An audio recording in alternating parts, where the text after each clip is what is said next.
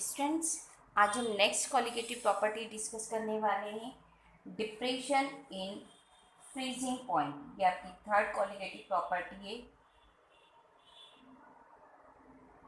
Depression in freezing point. Last video में आप elevation in boiling point तक discuss कर चुके हैं। ये है आपका elevation depression in freezing point. Already हमें मालूम है कि जब हम एक वोलेटाइल सॉल्वेंट में नॉन वोलेटाइल सॉल्यूट मिक्स करते हैं तो उसका वेपर प्रेशर डिक्रीज हो जाता है। हम आप फ्रीजिंग पॉइंट किसे बोलते हैं? फ्रीजिंग पॉइंट यदि हम एक अपनी जो पुरानी डेफिनेशन हमने अब तक पढ़ रखी है उसके अकॉर्डिंग हम बोले तो हम कहेंगे कि जिस टेम्परेचर पर कोई लिक्विड सॉलिड में कन्वर्ट होता है उसे उसका फ्रीजिंग पॉइंट कहा जाता है। ठीक है, लेकिन हम थोड़ा सा उसको वेपर प्रेशर की टर्म में कलेक्टिंग बोलें तो हम कहेंगे कि जिस टेम्परेचर पर एक पर्टिकुलर लिक्विड और उसकी सॉलिड दोनों इक्विलिब्रियम में होते हैं, या इन अदर वर्ड ये कह दें एक लिक्विड का वेपर प्रेशर उसके सॉलिड के वेपर प्रेशर के इक्वल होता है, उस टाइम जो टेम्परेचर होता है उसे हम उसका फ्रीजिंग पॉइंट बोलते हैं। दैट मीन्स लिक्विड और सॉलिड का वेपर प्रेशर सेम होगा, तब जो टेम्परेचर होगा उसे हम फ्रीजिंग पॉइंट बोलेंगे। यहाँ आप एक ग्राफ देख रहे हैं, ये जो ऊपर वाला ग्राफ है ये आपका सॉल्वेंट को रिप्रेजेंट कर रहा है, लिक्विड सॉल्वेंट है। ये आपका सॉल्यूशन को रिप्रेजेंट कर रहा है और ये जो है इनकी सॉलिड स्टेट को रिप्रेजेंट कर रहा है। दैट मीन्स ये वाला जो पॉइंट आ रहा है इस पॉइंट पर सॉल्यूशन सॉलिड में कन्वर्ट हो रहा है और ये जो पॉइंट है यहाँ पर आपका सॉल्वेंट सॉलिड में कन्वर्ट हो रहा है। आप इनको नेम दे सकते हैं, सपोज ए, बी, सी, डी, ई। तो यहाँ पर जो ये वाला पॉइंट आपको मिला, इस पॉइंट पर क्या हो रहा है, आपका सॉल्यूशन सॉलिड में कन्वर्ट हो रहा है, यानी सॉल्यूशन और सॉलिड का वेपर प्रेशर सेम आ रहा है। ये हम इसको वेपर प्रेशर दे दें, यहाँ पर आपका वेपर प्रेशर है और यहाँ पर आपका टेम्परेचर, इसे आप दे दें TF, क्योंकि ये किसका है, सॉल्यूशन का फ्रीजिंग पॉइंट। इस पॉइंट पर देखें तो यहाँ पर आपका सॉल्वेंट और उसका सॉलिड इक्विलिब्रियम में, यानी कि यहाँ पर जो टेम्परेचर आएगा वो T0F होगा। यानी आप देख रहे हैं कि सॉल्यूशन का फ्रीजिंग पॉइंट सॉल्वेंट के फ्रीजिंग पॉइंट से कम हो जाता है।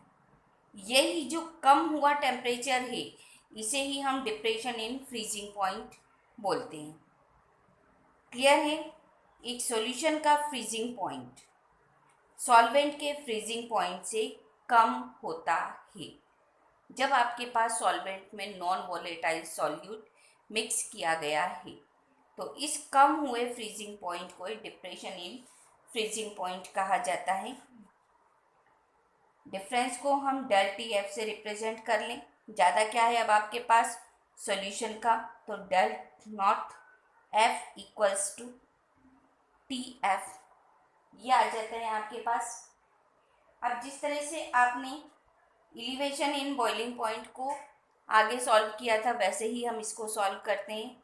यहाँ से हमें एक्सपेरिमेंटल वैल्यूज़ के थ्रू मालूम है कि जो आपका डेल TF है ये डायरेक्टली प्रोपोर्शनल है XB के, यानी मोल फ्रैक्शन के, मोल फ्रैक्शन ऑफ सॉल्यूट। तो यहीं से आप इसको प्रूव कर सकते हो कि depression in freezing point is a qualitative property, क्योंकि ये किस पर डिपेंड है, XB यानी मोल फ्रैक्शन ऑफ सॉल्यूट पर।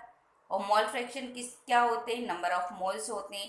दैट मीन्स ये जो आपका डेल TF है डिप्रेशन इन फ्रीजिंग पॉइंट है, number of particles of solute पर डिपेंड है। दैट मीन्स ये एक क्वालिटेटिव प्रॉपर्टी है। आगे हम फॉर्मूला निकालते हैं डिप्रेशन इन फ्रीजिंग पॉइंट के लिए, क्या निकल के आता है। तो यहाँ हम यदि डायरेक्टली प्रोपोर्शनल रिमूव करेंगे तो एक कांस्टेंट लगाएंगे कि XB आपको ऑलरेडी मालूम है। XB क्या होता है, WB upon MB into MA upon WA। अब जो ये इतनी टर्म है M B upon W, W B upon M B into W A, ये क्या होता है? मोलैलिटी, यानी स्मॉल m इक्वल्स टू होता है W B upon M B into W A K G में। तो ये हम यहाँ पुट कर दें तो आपके पास क्या आ जाएगा? Del T F equals to K M M A. अब एम ए भी कांस्टेंट है किसी भी सॉल्वेंट के लिए, के भी कांस्टेंट है, इन दो कांस्टेंट का प्रोडक्ट भी एक कांस्टेंट वैल्यू आएगा। तो इन दो कांस्टेंट को एक हम थर्ड कांस्टेंट से रिप्लेस कर देते हैं और वो होगा आपका के एफ। तो ये हमारे पास आ जाता है के एफ एम। यदि मैं एम इक्वल्स टू 1 रख देती हूँ, यानी मोलैलिटी यदि 1 रख दी, तो आपके पास क्या आएगा? T F equals to K F हो जाएगा। के एफ को हम बोलते हैं मोलर डिप्रेशन कांस्टेंट। क्या बोलते हैं? Molar depression constant. Molar depression constant को आप डिफाइन कर सकते हैं। Molar depression constant is the depression in freezing point when molality of solution is 1। molar depression constant is the depression in freezing point when molality of solution is 1। ठीक है, तो यहाँ पर ये हमारा आ जाता है डिप्रेशन इन फ्रीजिंग पॉइंट। आगे हम सॉल्व करेंगे डिप्रेशन इन फ्रीजिंग पॉइंट से सॉल्यूट का मॉलिक्यूलर मास कैसे कैलकुलेट किया जाता है।